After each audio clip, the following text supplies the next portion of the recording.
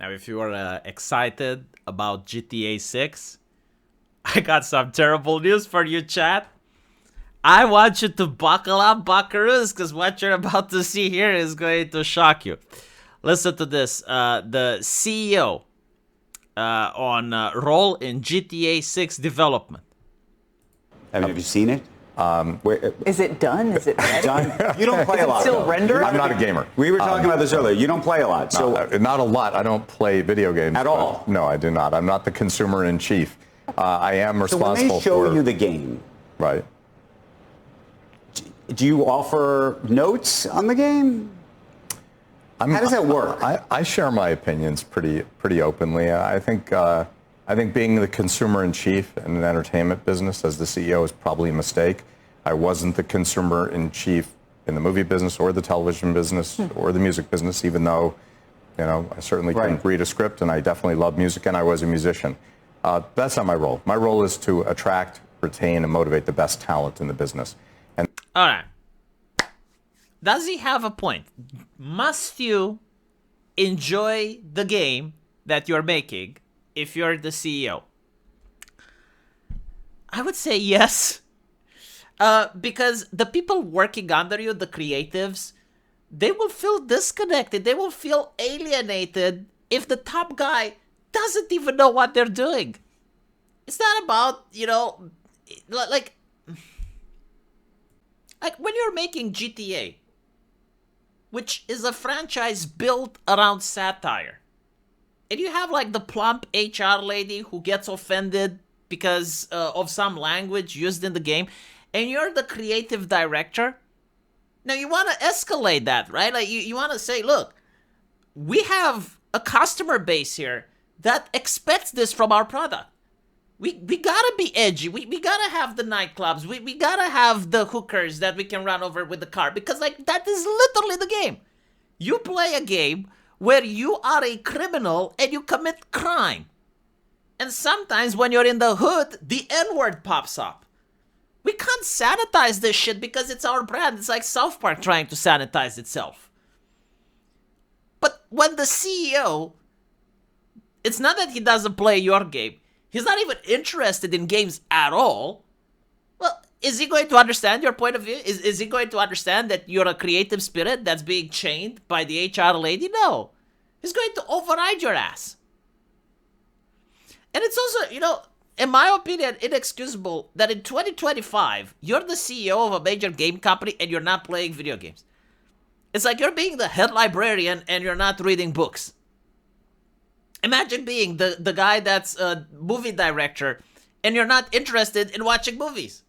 Get the fuck up with that shit. This would have been something that I would understand back in the 90s when a lot of people didn't have computers and you just have like some investors that look at video games as a business. It's like, okay, here's some money, make something with it. But it's 2025, like literally you cannot find the CEO that plays video games. Like my mom used to play video games and she wasn't an avid gamer. What is with this shit? And so you gotta wonder, if they're not playing video games, why are they there? And apparently the reason is to make money, right? And so you're not going to care about the product as much as you're going to care about milking your customer. Your focus is going to be on DLC. Your focus is going to be on marketing. You don't really care about the creative aspect. And worst of all, your focus is going to be on sanitizing.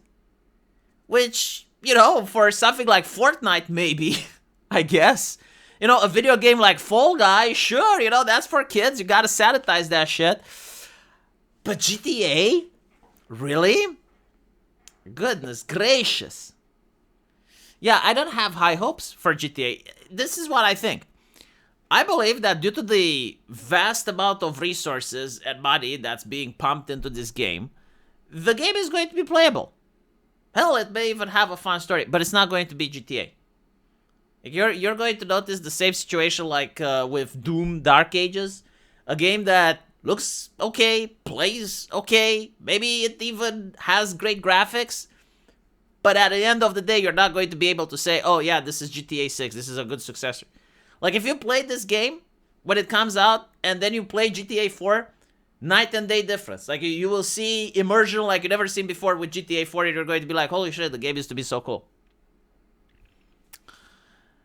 I'm sad to see that this is becoming the norm. You know, people completely disconnected from the market are being in charge of leadership. And you may say, you know, well, the CEO doesn't have to play video games, right? Like, he's more like a glorified diplomat. He's supposed to talk for his company. Which, yet again, goes to show how bad he is at the job. Why would you admit that you don't play video games? Like, you know the market, right? Because, like, you're the CEO, so you're being the diplomat. Least you can do is spend, like, 30 minutes of your fucking time to watch the trailer.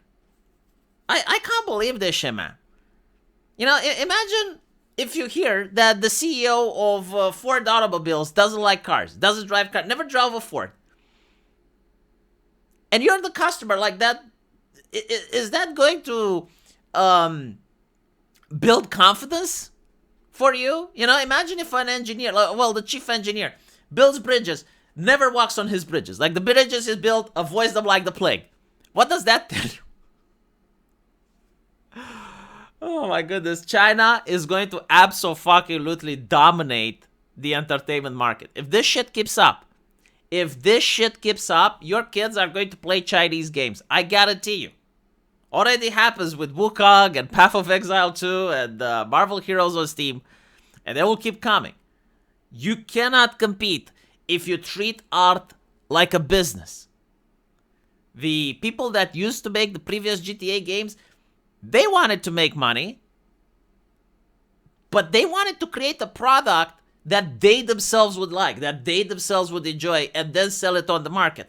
And when they did that, when they made the game that they loved, and they sold it on the market, then they made money. You put the product first, and the money will come. You never put the money first. If you put the money first, you burn out the product. You burn out the goodwill. People are going to see that the game is soulless. People are going to see that this is not something that's supposed to say something meaningful. It's just something safe, edgy. You know, you can shoot police officers, but there's no more strippers. I think, like, they did that, right? Didn't they do it when they remade the previous GTA? They removed the strippers, and there were, like, some trans jokes, and they removed that as well. What's the point of having satire if you can't make fun of trans people in 2025? Like, that's supposed to be the sacred cow, right? Like, if you're making video games and you're not poking at the sacred cow, what the fuck are you doing? Huh? Anyway, let me know what you guys think. And as usual, I will see you in the comment section. Take care.